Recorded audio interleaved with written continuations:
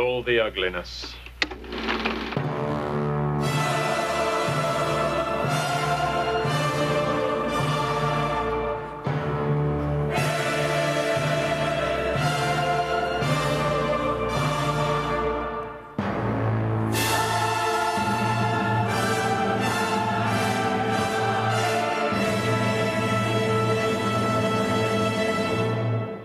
I'm an artist. Now go ahead and laugh because everybody does.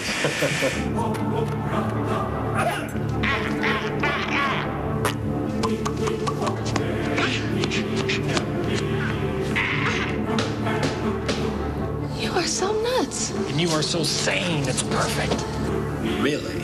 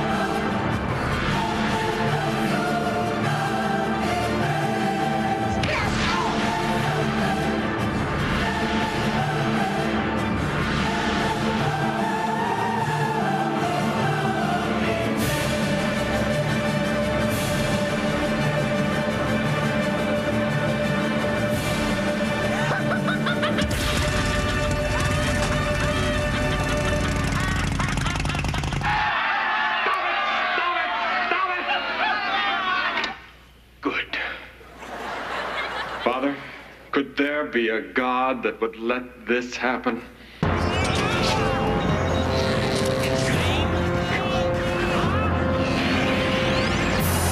Steve Martin, an American Cinematheque tribute, starring Claire Danes, Dana Delaney, Brian Grazer, Ron Howard, Bonnie Hunt, Eugene Levy, John Lovitz, Kevin Nealon, Catherine O'Hara, Carl Reiner, Martin Short, Jon Stewart, Robin Williams, and Rita Wilson.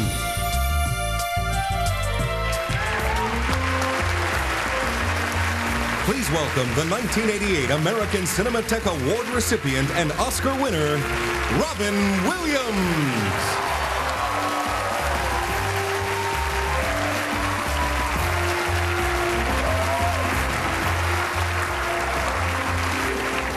Thank you, ladies and gentlemen. Tonight, we honor Steve Lincoln Abraham Martinovich, known as Steve Martin, born to two poor black parents in Squirrel Neck, Tennessee. Actually, we're here to honor Steve Martin, the man who sits at that table looking like The Last Supper by Jeff Koons. We're here to honor his film work, all the many roles he has acted in, and his work as a screenwriter, and even his work as an adult filmmaker for films like Romancing the Bone, Something Liquid This Way Comes, and Forrest Hump. Tonight, we will just be about those films that he has made, even though he is a man of many, many talents and at least two brains. A man who could wear big shoes, and you know what that means, big feet. Tonight, we honor a stand-up comedian, the first rock star comedian who filled stadiums and arenas, sold records, won 2 Grammys, even all of this. And you have to remember that he had an arrow through his head at the time. A man who wrote the joke, how many surrealists does it take to screw in a light bulb? A fish. Even Buddha's going, yes. Tonight, we honor a singer. Who can forget the King Tut song? A song about the first monarch. Yes!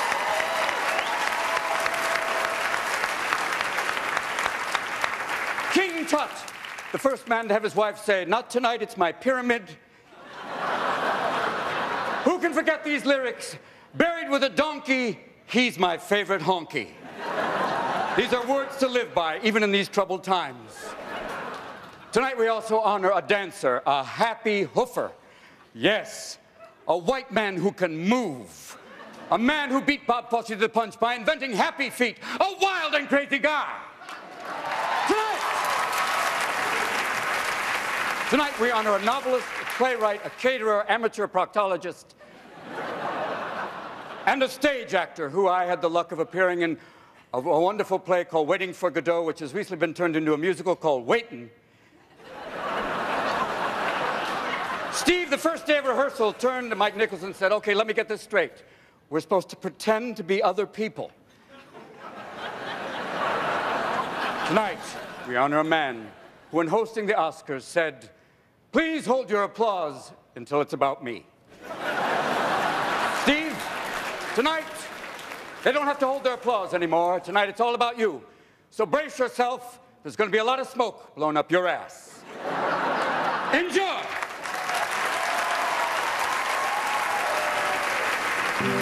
He was Ned Niederlander in Three Amigos and Frank in the Father of the Bride movies. He is Martin Short.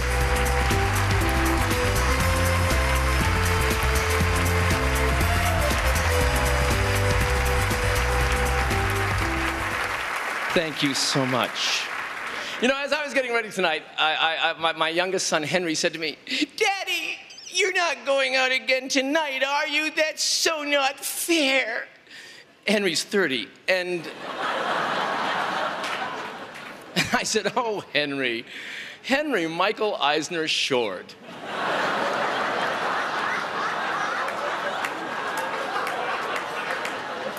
I said, I guess because you have 103 fever, you just don't get it, do you? Steve Martin is being given an award in Hollywood. An award. How often does something like that happen?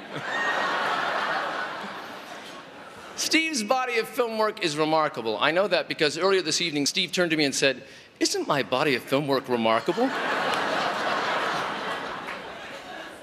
Steve Martin has been responsible for some of the most memorable comedies of the past 20 years. However, right now I'm drawing a blank. I adore Steve. He is my mentor, he is my friend, and he was there when all three of my children were conceived.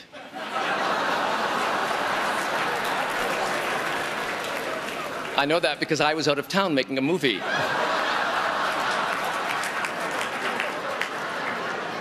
I will always hold the American Cinematheque in high regard for the respect they've shown my dear friend, Steve Martin.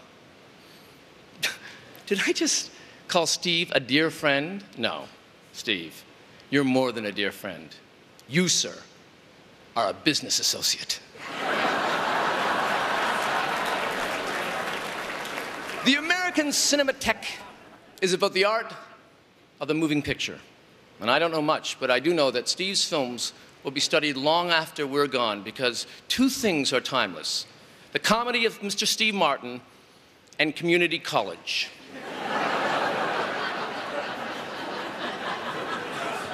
When movies were in their infancy, there was just that, moving pictures, no sound. And humor, physical humor, was one of the most successful uses of this new medium. It still is. And throughout his career, Steve has been a master of it. Oh,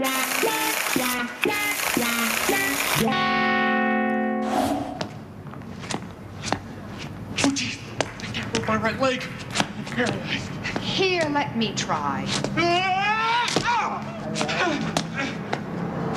We obviously have neutral control over our body. Our body. It's my body. I'm not sharing my body with anyone. Everybody's going to be real disappointed. He hates these cans! Stay away from the cans! Die, gas pumper! You want those cans? There's cans in there too! More cans! Marie! Why did you leave me? I couldn't read the letter. It was too blurry. Marie! Here, boy! Marie!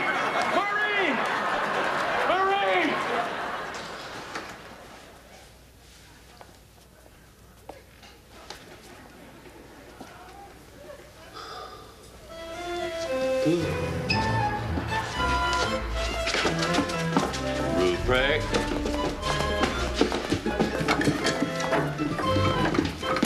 Ruprecht, you want the genital cuff? Don't worry, Ruprecht. We won't go anywhere without you.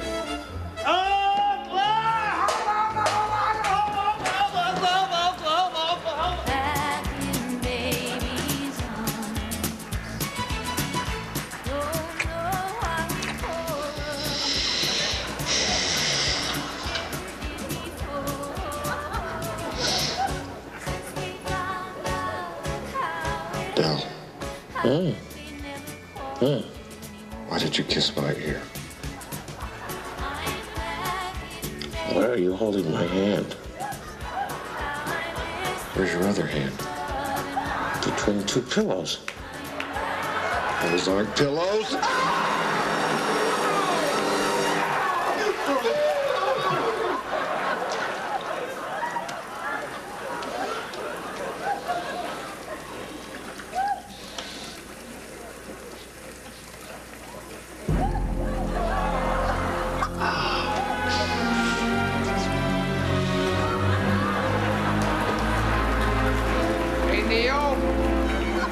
Socks out of the sink if you're gonna brush your teeth, all right?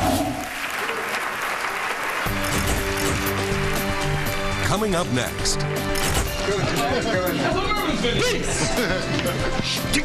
Bringing down the house co-star Eugene Levy. This is unbelievable. This is my night. Steve Martin staying here tonight? I hope I get to see him. And house sitter co-star Dana Delaney. I love Steve Martin. Who doesn't? Marty! The police. Don't flush it all. Okay. Here on Steve Martin, an American Cinematheque tribute. Our next presenter and I have a lot in common. We were both Canadian. We were both in the Father of the Bride movies. And we were both members of the SCTV ensemble. He's not only a genius, but his eyebrows have their own agent. Please welcome the great Eugene Levy.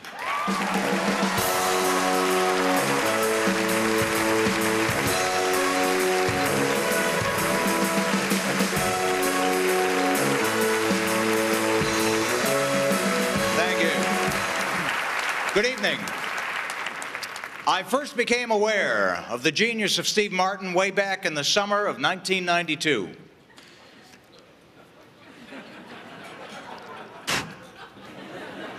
Is it working? Got a long way to go from here. The movie I rented, Grand Canyon. And I remember thinking, wow, this is one funny guy. Granted, I wasn't laughing out loud, but I could appreciate the comedic understatement in his work. What an auspicious film debut, I thought. Now, sometimes I'm not the brightest pencil in the drawer. It was brought to my attention that Grand Canyon was not Steve's first film, that his first film was The Jerk, and that was done in the late 70s. So I go back and I look at his earlier works, The Jerk, Pennies from Heaven, All of Me, and I was struck by one recurring thing that seemed to be embraced with great affection by Steve Martin: fake dancing. Now, for those unfamiliar with this art form, you can count on one hand the artists who have excelled in this difficult field. Jerry Lewis,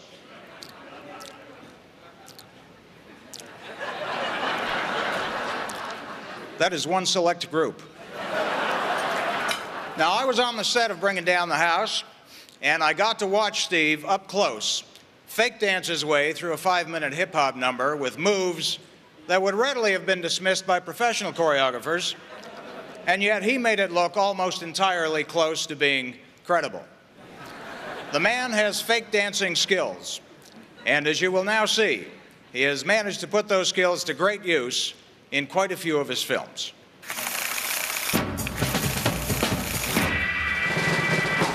Staring at me how I do it is no. Watching my people getting wild off of shots of Patron. No, you feeling it. You can't handle the chick. Watching the bottom take, never putting your hands on it.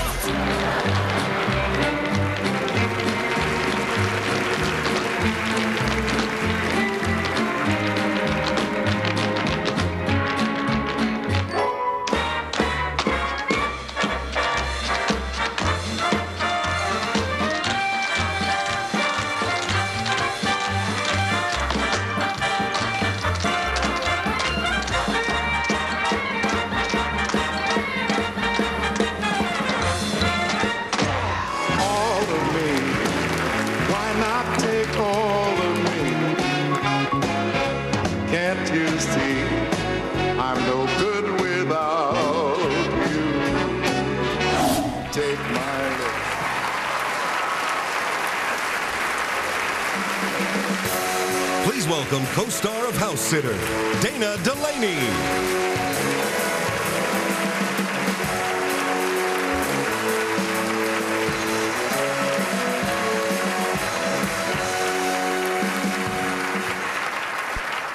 Drawing upon experience, Steve has written or said quite a few interesting things about sex and romance. Like, why is it that we don't always recognize the moment when love begins, but we always know when it ends? Or, a kiss may not be the truth, but it is what we wish were true. And sex is the most beautiful, natural, and wholesome thing that money can buy. I have a feeling there's about 50 women in this room that would give it to him for free. I first saw Steve with an arrow through his head, and once I got to know him, there was an arrow in my heart. Because the thing about Steve is, he's incredibly kind. He's kind-hearted, he's one of a kind, he's the kind of guy you could bring home to your mother, although she might think he's a little bit strange. Because the thing is, as we all know, he's a comic genius. And when you work with him, and he says, you know, I think it would be really funny if I poked you in the breasts. And you say, okay. And he says, I think it'd be really funny if I humped you in the fireplace. And you say, okay. And he says, I think it'd be really funny if you took all your clothes off and spread yourself with peanut butter and... No, wait a minute, that part got cut out. Anyway, here is Steve in action dealing with sex, romance, and a little bit of humping.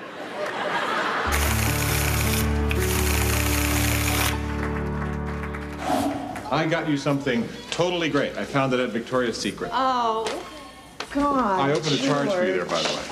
Huh? What? What are you crazy, honey? I'm not wearing that. I am a grandmother, okay? You're not my grandmother, are No.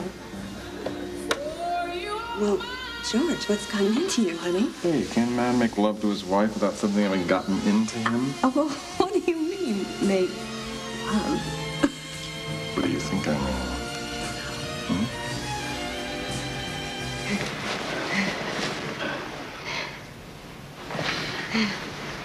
mean? Oh, Iris. Oh, my God, Iris. I don't believe it. I didn't believe something like this was possible. Oh, my God, Iris. Have you started yet, Larry?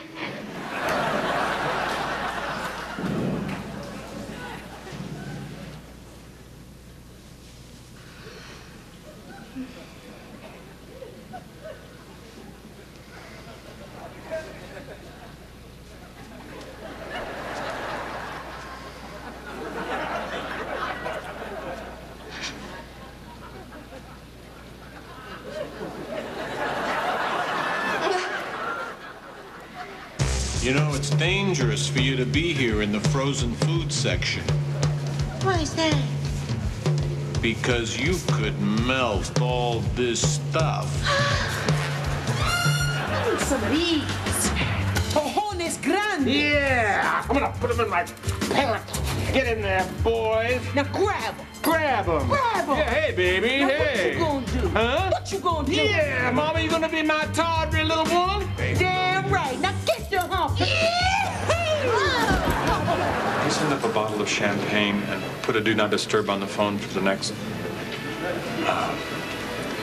let's see, we'll go in, we'll put our bags down, we start kissing. Be about 7 minutes. Move into the bedroom, I'll slide my hands over her dress, maybe remove her blouse. It'll be about 4 or 5 minutes. We'll move over to the bed. So you want to rub each inner thigh. That would be 4 minutes. And so figure like 25 minutes of foreplay in general. Then you've got, I don't know if you call it oral sex. Is that foreplay or is that actual sex? It doesn't matter. I'd like to do it twice. So at least 3 hours, all right? 3 hours? I guess so. Don't you want to make love? Oh, yeah. That'd be great. Now take this off. No, I can work around it. Oh, I feel so over. Just keeps getting better and better.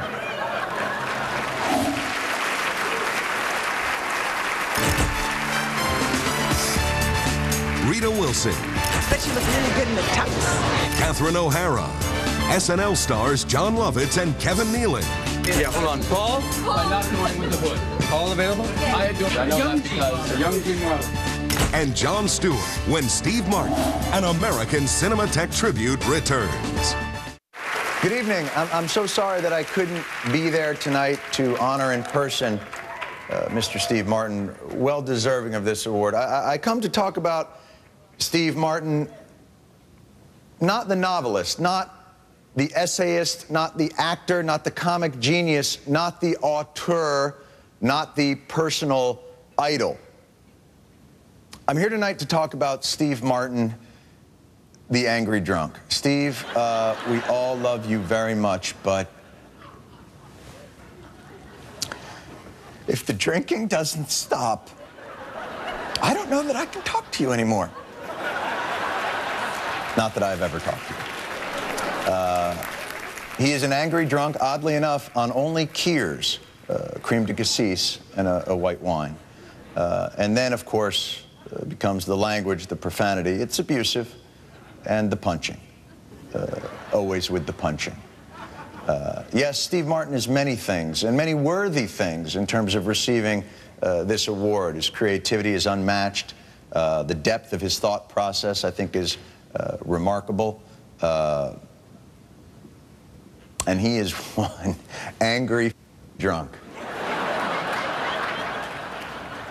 Congratulations. Please welcome a longtime colleague of Steve's from Saturday Night Live and the movie Three Amigos, John Lovitz.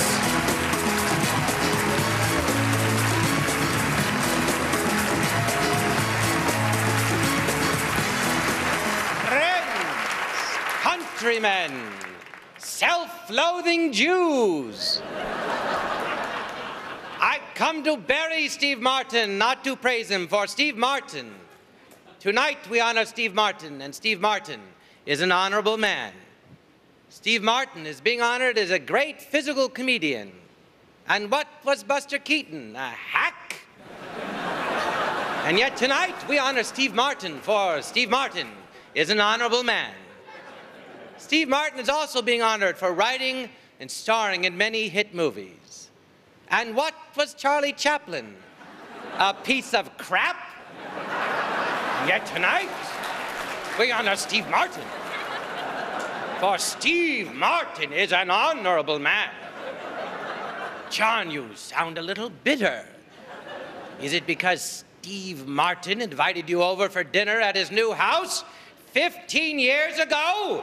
And you have yet to see it? Oh, wait! I did see his new house when Corbin Burnson owned it! For Corbin Burnson is an honorable man. And yet tonight, we honor Steve Martin. And now this just struck me to say this. Martin Short is gay! Thank you.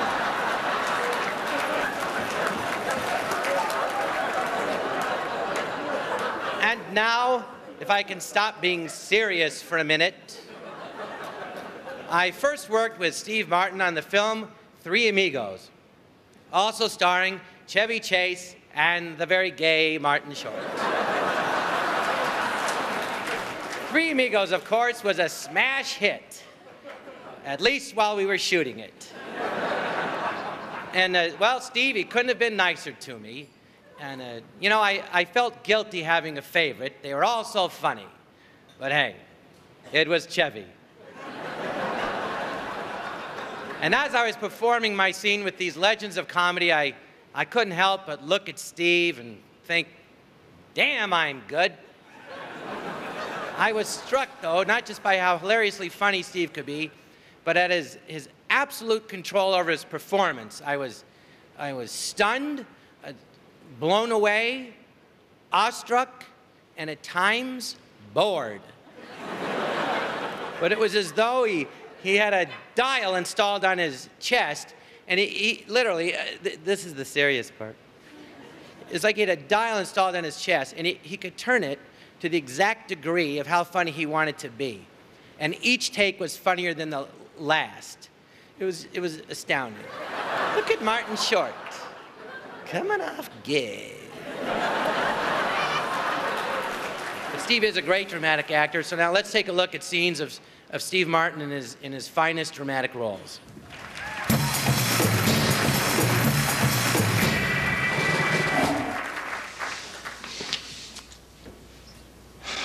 I want whatever you want. Well, I want to have the baby. Well, great. Let's have it then. Let's see how I can screw the fourth one up. Hey, let's have 5. Let's have 6. Let's have a dozen and pretend they're donuts. Really happy about the way things are turning out, aren't you? You know, with the frame of mind you're in, not only am I not sure we should have another baby, I'm not sure we should keep the 3 we've got. Well, I'm ready to discuss it. However, I can't right now because I gotta go to the damn Little League. 10 little boys are waiting for me to guide them into last place. You really have to go? My whole life is have to. I don't have to sit here and pay the price for your life choices. I'm leaving.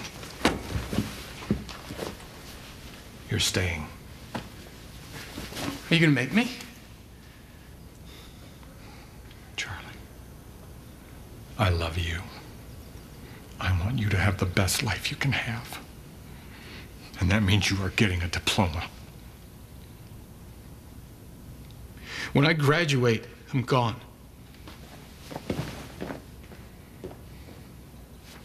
After all is said and done, you did get me home, and I really appreciate it. Hey, next time, let's go first class, all right? Oh, God, I hope there isn't a next time. I know what you mean. I really do. This you? Yeah. It's been great meeting you, Neil. It really has. Again, I'm sorry if I caused you any trouble. Oh, no, you didn't cause me any trouble. You got me home. And a little late, a couple days. But I'm a little wiser, too, so. Me too. Happy holidays. Thank you.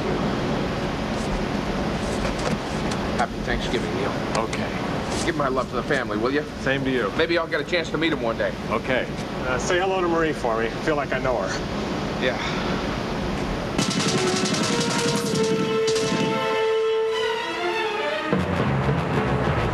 Where's the shot? What shot? You took out the shot. Which shot is that? The money shot. The bus driver's head. The brains on the window shot. The viscera on the visor shot. Davis, we thought we'd show it to you like this, you know, without all the... Put it back. Don't show me anything. You don't need it. But you're not even giving it a chance. How's the rear view mirror gag supposed to work without it? Am I the only one here who respects the writing?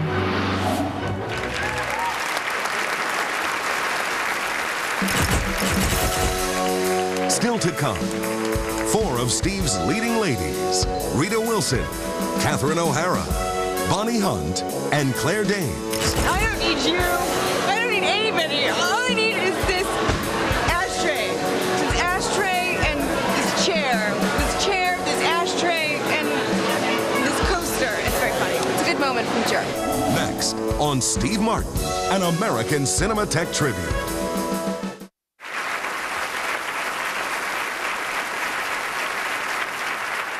It's my privilege now to introduce one of Steve's many lovely leading ladies, Martin Short.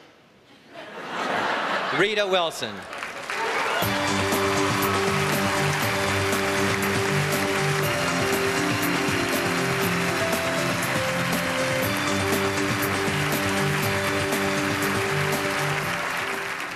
I remember when my husband and I had just had our first son, and Steve came over to the house and looked at him and said, "What's that?"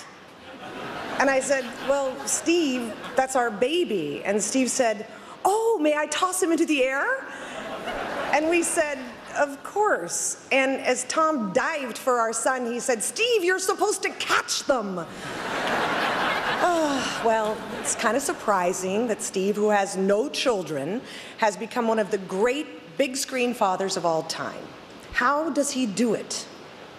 Well, he has pets that he thinks are children, and we don't tell them that they're not. But it's really embarrassing when he tries to get them into the best schools and teaches them about the dangers of smoking. Here's Steve Martin in his on-screen role of the family man.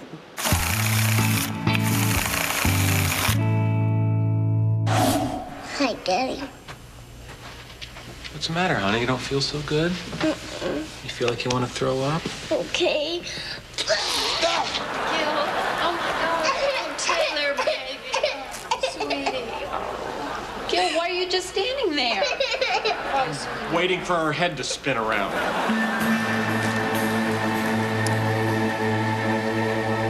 Howdy, Pod. You're Kevin's father. You're not Cowboy Dan. That's right. They call me Cowboy Gil. As in, guilty.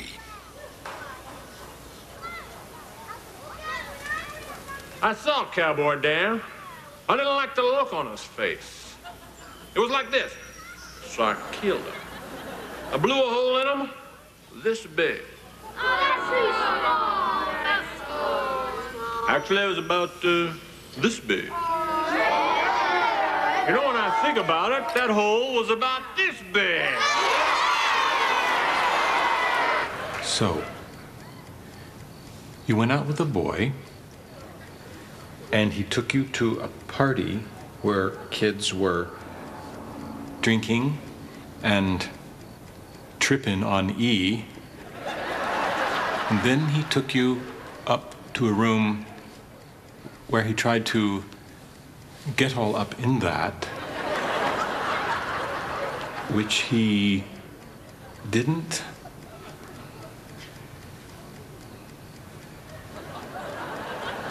And then Charlene came in my new car and brought you home after first bitch slapping him.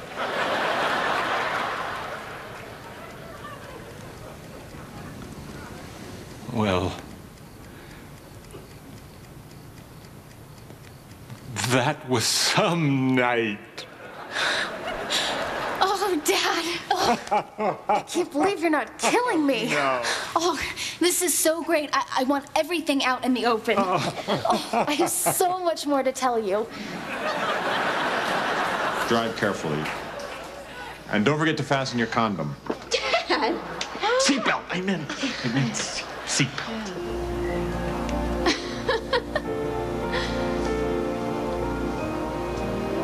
What is that face? No, nothing. I was just thinking. Oh, this is gonna end up costing you more money. No. How I know I'll remember this moment for the rest of my life.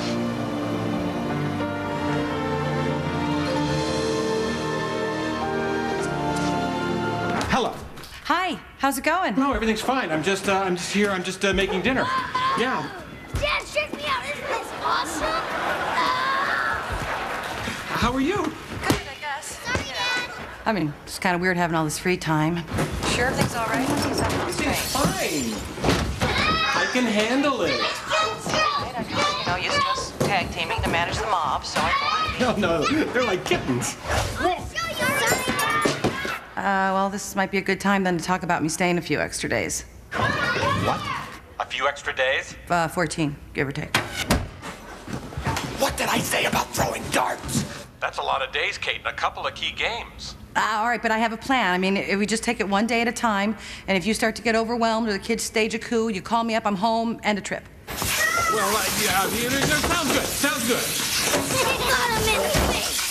Okay, honey, thanks for doing this. Give me someone.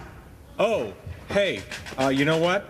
They're doing homework right now, and it's that math trigonometry thing that you and I just aren't very good at. And it's the sweetest thing. They formed a little study group, and they're helping each other, and it's like a little mini think tank thing. I just hate to break that up. Please welcome one of Steve's co-stars in A Simple Twist of Fate, Catherine O'Hara.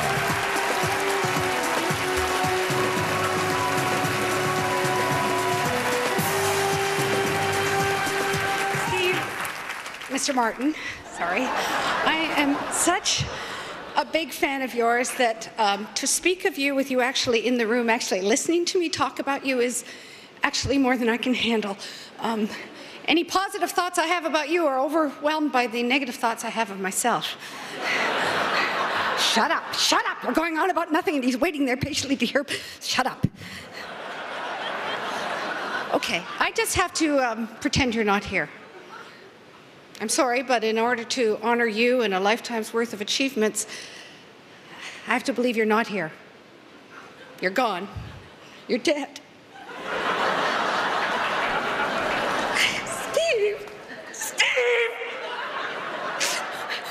It can't be true. It's not true. Who did this? I want to know who's responsible. Maybe it's just a joke. Maybe it's a cruel joke and it really... Nothing means anything anymore.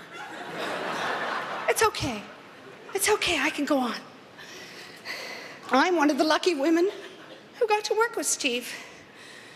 If you look at his movies, you may note, as I have, that unlike, far too many leading men in comedy, Steve actually welcomed his leading ladies not just to be there to prove to the audience that his character was straight. You didn't see his character with a stiff girlfriend who said, honey, must everything be a joke with you? Or the motherly wife who'd say, dear, don't worry. You go on and have your movie. I'll be here waiting for you in the last scene.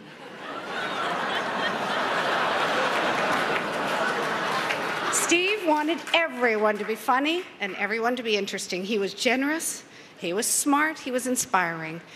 At the Aspen Comedy Festival a few years back, I hosted a variety show that for some reason, Steve agreed to be part of, though he introduced his own act as, welcome to Like I Need This. But he did show. I hosted the show as this raunchy lounge singer, and backstage I was bragging and pointing out to Steve that I had lowered my bra and stuffed it with a couple of apples from the hotel room fruit basket. And Steve said, yeah, but at some point you should pull one out and take a bite. And I did and got my biggest laugh.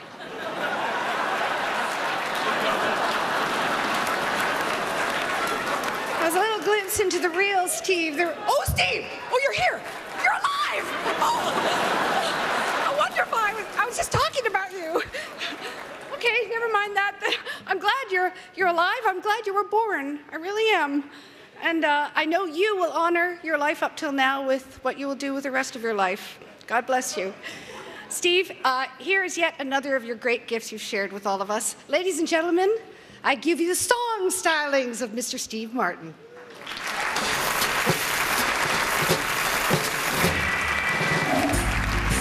When I was younger, just a bad little kid, my mama noticed funny things I did, like shooting puppies with a BB gun. I'd poison guppies, and when I was done, I'd find a pussycat bashing its head. That's when my mama said, What did she say? she said, my boy, I think someday you'll find a way to make your natural tendencies pay. You'll be a dentist. You have a talent for causing things. Son, be a dentist. People will pay you to be inhumane.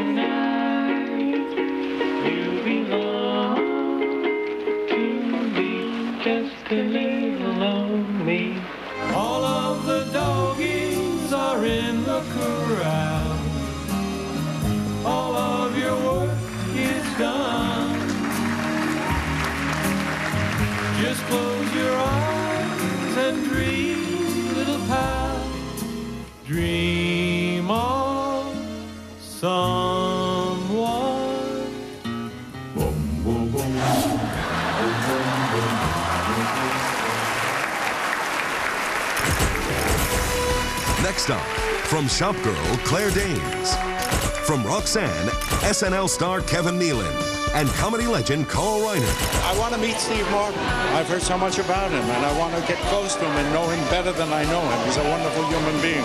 When Steve Martin, an American Cinematheque tribute, returns. This next fine gentleman appeared with Steve and Roxanne. Please welcome another Saturday Night Live star, Mr. Kevin Nealon.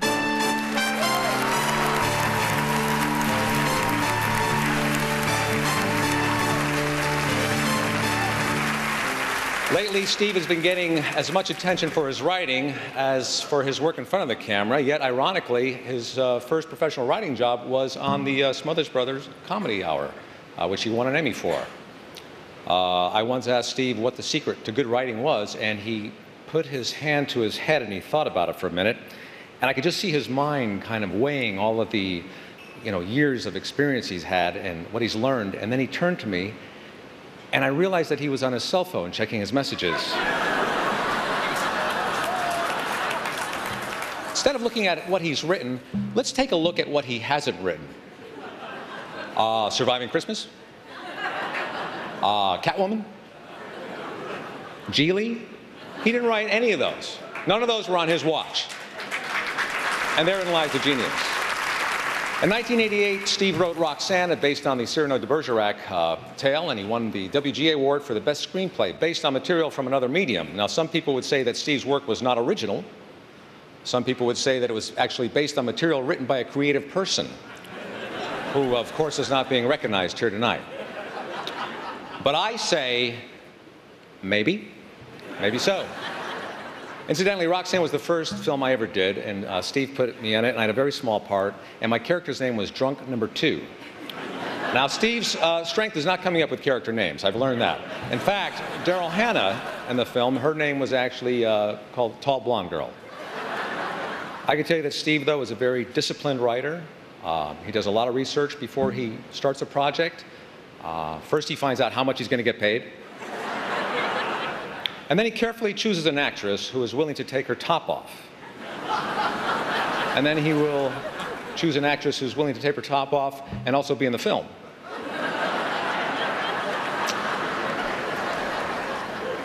Incidentally, I'm looking forward to Steve's speech tonight. From what I understand, it's an adaptation of Nicole Kidman's speech from last year. And I'm serious.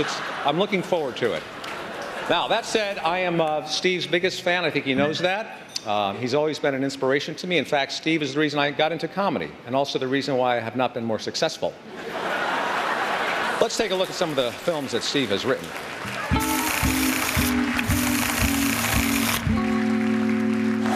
It was never easy for me. I was born a poor black child. Well, I'm gonna go then. And I don't need any of this. I don't need this stuff. And I don't need you. I don't need anything. Except this. This ashtray. And that's the only thing I need is this. I don't need this or this. Just this ashtray. And this paddle game. The ashtray and the paddle game, and that's all I need. And this remote control. The ashtray and the paddle game and the remote control, and that's all I need. And these matches. The ashtray and these matches and the remote control and the paddle ball. And this lamp. The ashtray, this paddle game and the remote control and the lamp, and that's all I need. And that's all I need, too. I don't need one other thing. Not one. I need this. I'd like to make reservations for 2 for Friday. Saturday? Sunday? Ah, good. 8:30? 5:30 or 10:30? 5:30. Visa. I'm a weatherman. Yes, I'm on TV. Renting. I just sold a condo. Yes, in this soft market. I really admire your shoes. I really wouldn't want to be in your shoes at this particular time and place. Ow. I don't really know karate. I didn't think so. Son of a... Get pissed, Rich! I am pissed! Okay. 15 love. Dr. Furrier, it's off hard. I'm sorry. That's all right. A lot of people mispronounce it, but it sounds just the way it's spelled. H-F-U-H-R-U-H-U-R-R. Off hard.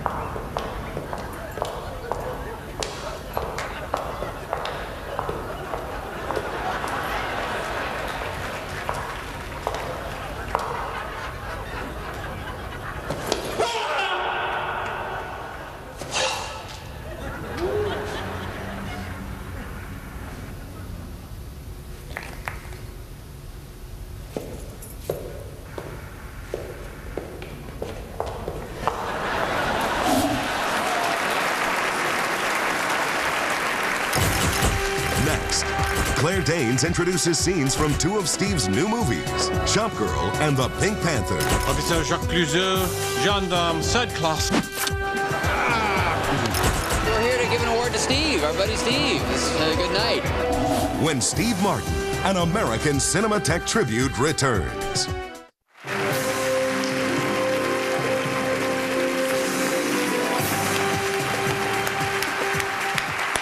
Ladies and gentlemen, Carl Reiner.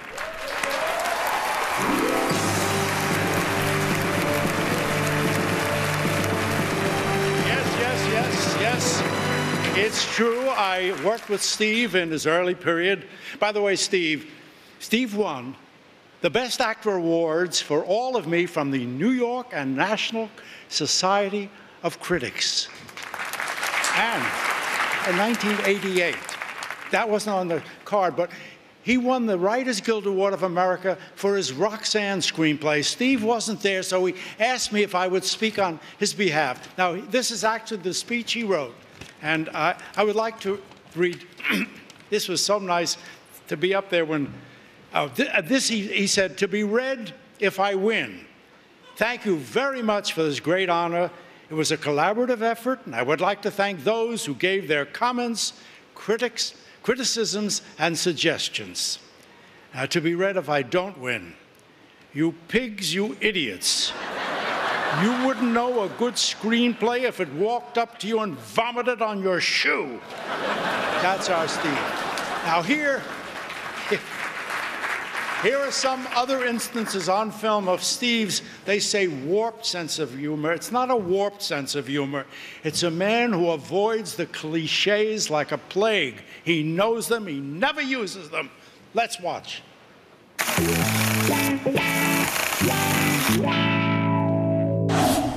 Don't take the cork off the fork. Why is the cork on the fork? To prevent him hurting himself and others. Ruprecht, eat your applesauce. Ruprecht, we have wonderful news. Diana and I are going to be married, and we are all going to live in Palm Beach. Ruprecht.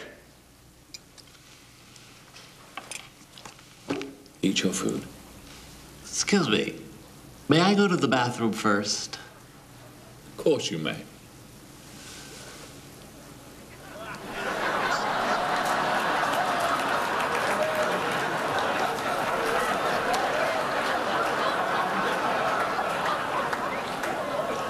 Thank you. So my young action, you're going to run from point A over there,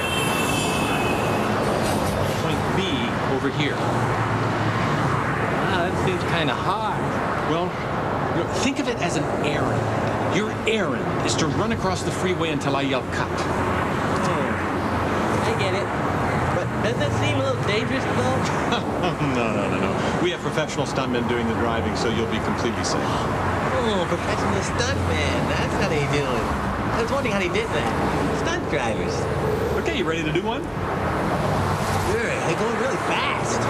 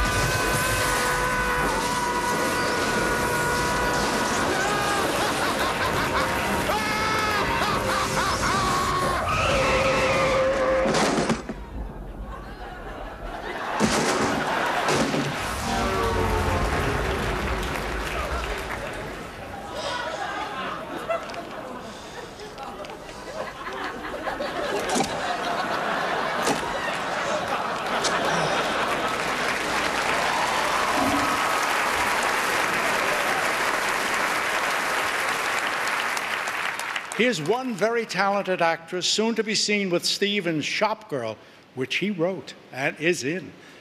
Claire Danes.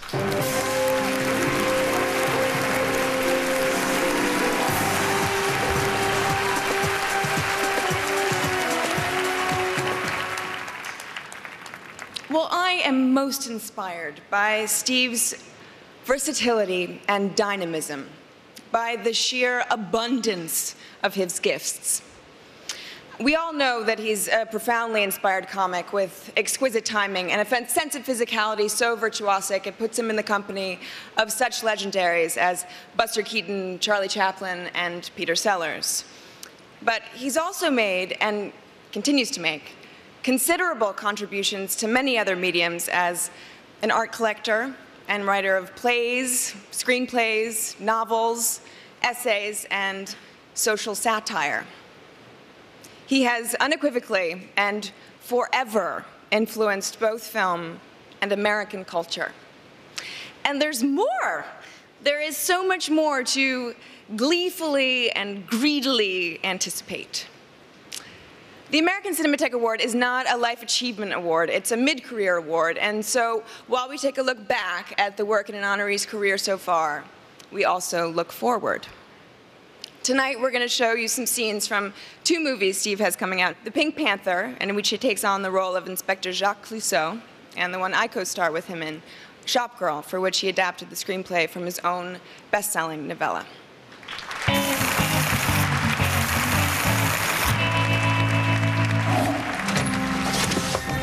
Hi. Hi. May I come in? Yeah, please. You know, I think I can see your apartment from my house. Really? Yeah, because I live near the observatory, and I can see the observatory from your steps.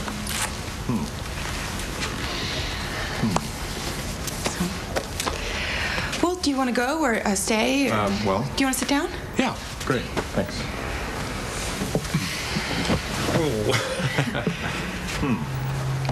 Do you want something to drink?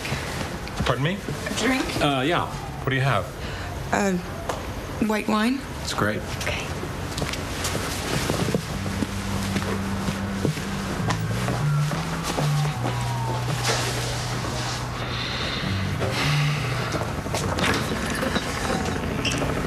It's nice neighborhood.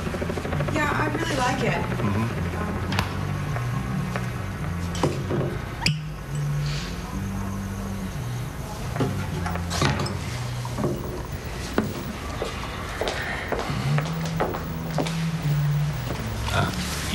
Thank you. Sure.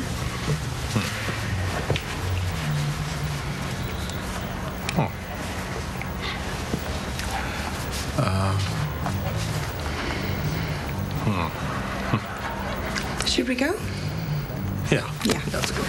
Well, oh boy. Yeah. It's a futon, right? Yeah. Yeah. Futon.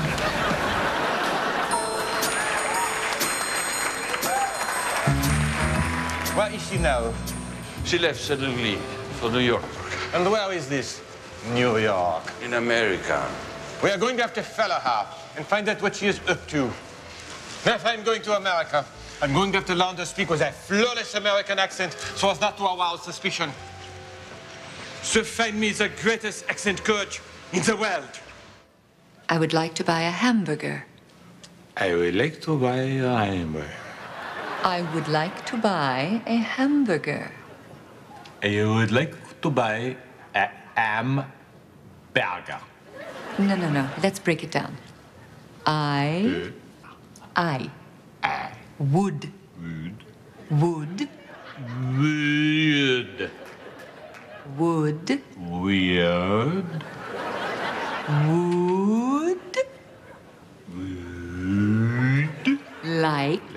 Like.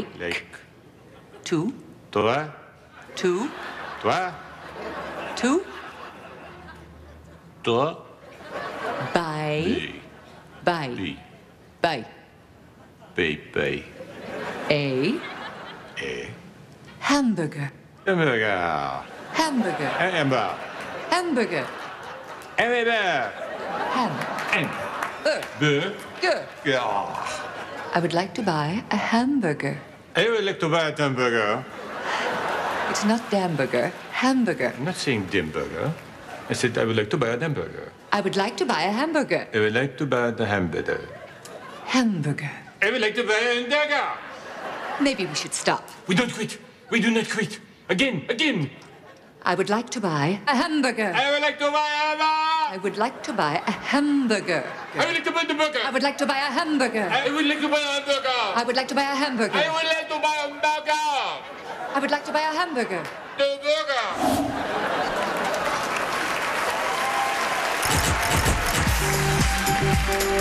Hey, Steve, way to go, dude. Next, Bonnie Hunt, Ron Howard, and Brian Grazer. You take your beta blocker? All set. Good, me too. And Steve Martin accepts the American Cinematheque Award. Please welcome Steve's co-star from Cheaper by the Dozen, TV and movie star Bonnie Hunt.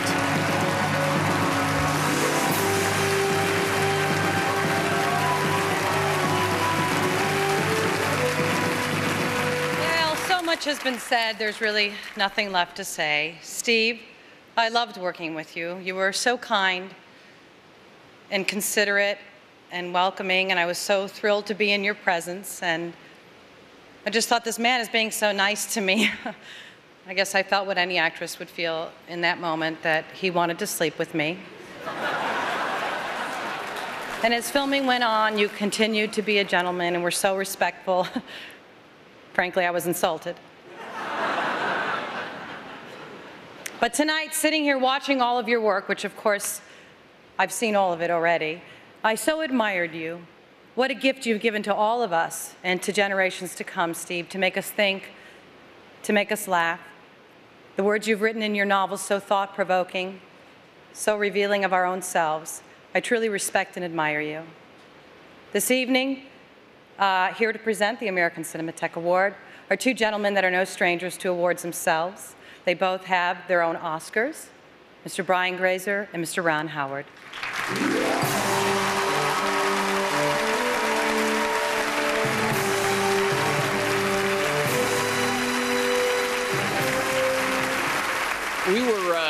We were told that Steve personally requested that we come on in this particular spot to present him with the Cinematheque Award and to introduce him.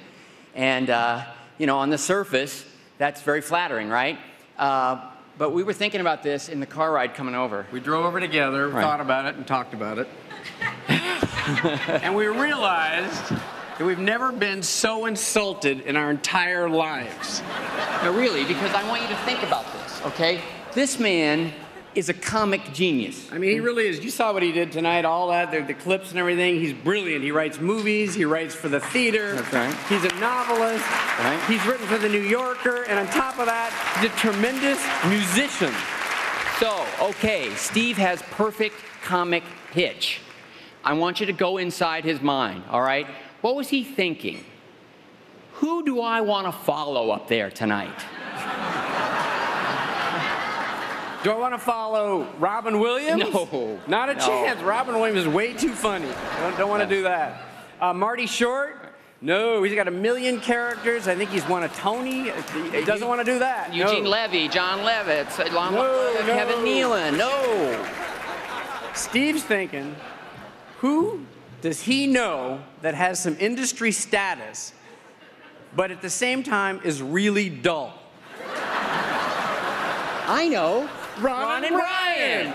They'll do it. Yeah, Ron and Brian. They're good. They'll come up here and make things nice and easy for me. But there's one thing we've learned about comedy over the years from watching Steve. That's right. It ain't that hard. Excuse me. Okay. You know, and how about this? How about this? He got 2 years out of this. Untut. King Tut. You know, come on. Come on. Or here's one that this worked for 10 years. I'm a wild and crazy guy. And Brian is just as good, you can see. Or the big set piece. The big set piece. He did this on Carson. I think he introduced it on Carson. The Great Fly Dini. Okay. Here you go. So, come on. So it's with tremendous disgust and complete scorn that we introduce Steve Martin.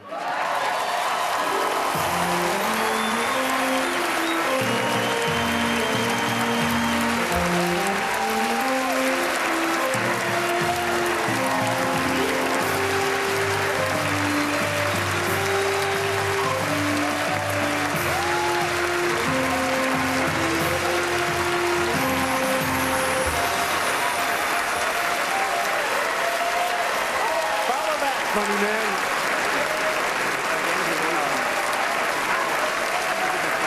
Okay. Well, thank you. Thank you, Carol. Can you hold it? Thank you. I was actually trying to humiliate them, and my plan worked. I've really been enjoying this evening. Dinner was great. There's some very nice speeches. And then when Brian and Ron read out my name as the one being honored, it was a total surprise. And how you kept it from me, I'll never know. But it sure explains a lot, I'll tell you that. So many thoughts racing through my head tonight looking at these clips. I just kept thinking, why do they have those other people in them? And there are so many familiar faces in the audience tonight, people I have worked with, people I hadn't seen in years, and I just thought, why can't we wear name tags? What would be so wrong? But this evening is especially meaningful to me because when I was a kid, my friends and I used to meet after school and get all dressed up and play American Cinematheque Award Show.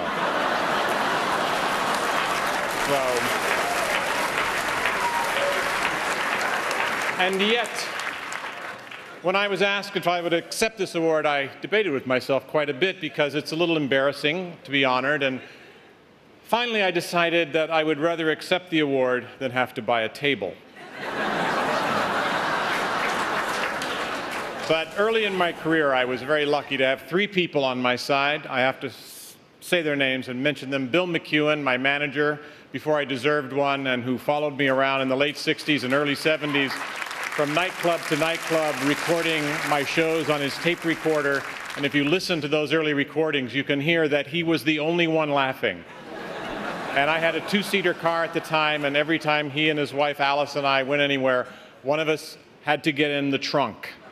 And I'm not kidding. And it was Bill who got me my first agent, Marty Klein, who made sure that I was shown the last remaining vestiges of old Hollywood, the Brown Derby, the Polo Lounge, the Sands Hotels in Vegas, the Russian Tea Room, and he and Bill guided my concert career. And my movie agent, John Gaines, who defended his clients with all his heart, and he was all business. And once he called me up and he said, "Steve, two things. One, hello." I have so many people to thank who are currently involved in my career: Ed L'Amato, Michael Gindler, Jeff Berg, Chris Andrews, Barry Greenfield, Alan Neerob, and I put all those names in one paragraph because I know they'll be cut from the TV show. I want to make it easier for the editor. Now, some of you know I have done a remake of the Pink Panther, a reimagining. Boy. The MGM table went, no. And I have a story about Peter Sellers. It was 1980, and The Jerk was about to be released, and the reviews were horrible. They were all pans, universal pans. And I was there in Hawaii promoting The Jerk, and Peter Sellers was there, and we were at a luau, and it was night. And Peter Sellers came by, and he said, we didn't know each other, and he said, "I know you're under a lot of criticism right now, but I know what you're doing." And this generosity that he gave me affected me years later when Jim Carrey was in a similar situation, and I said, "Look, I know you're under a lot of criticism right now, so what if you stop making movies?"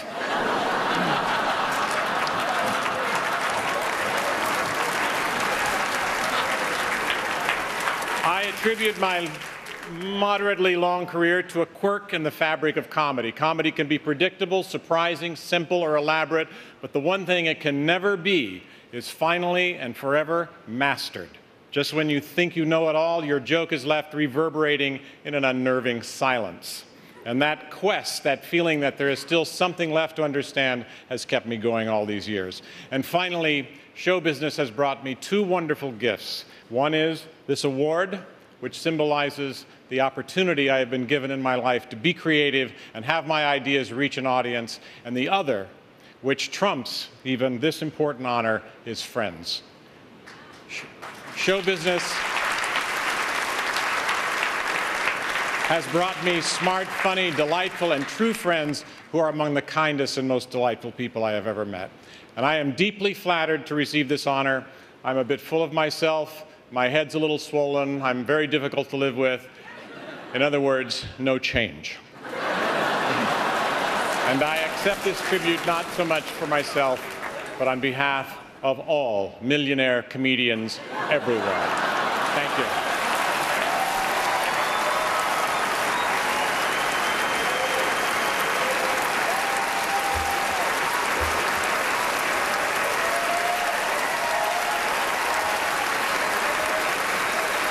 And on behalf of everyone who has endured the evening and Steve's speech, good night. Thank you.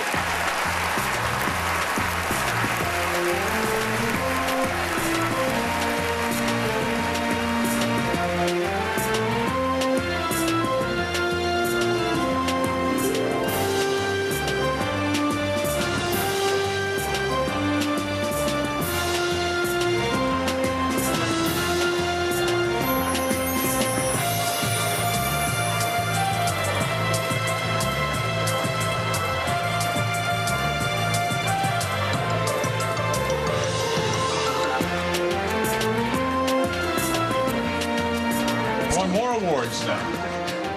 Can't come in here.